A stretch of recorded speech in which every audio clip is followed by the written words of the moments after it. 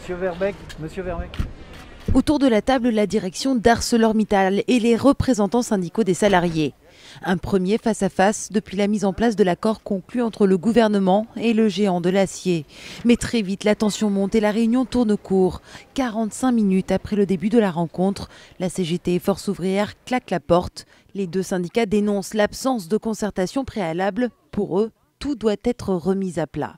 Cet accord n'est absolument pas dans nos intérêts. Nous appelons à l'unité syndicale la plus large possible pour s'opposer à cette stratégie Mittal. En cause, une politique de casse industrielle et sociale mise en place par la direction.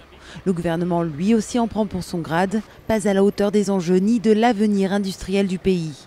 Sur le site de Florange, on se dit solidaire. Les mesures sociales qui sont évoquées dans ce rapport mènent tout simplement au génocide social. La CFDT, elle souligne les carences de cet accord et réclame plus de transparence. Nous avons exigé dès la première heure la mise en place d'un comité technique de suivi des investissements de manière à ce qu'on puisse vérifier au jour le jour que tout ça se fasse en temps et en heure. Et c'est à ce niveau-là que ça va se passer. Pas question pour les salariés de baisser les armes. De nouvelles actions sont déjà prévues en cette fin d'année et même en janvier.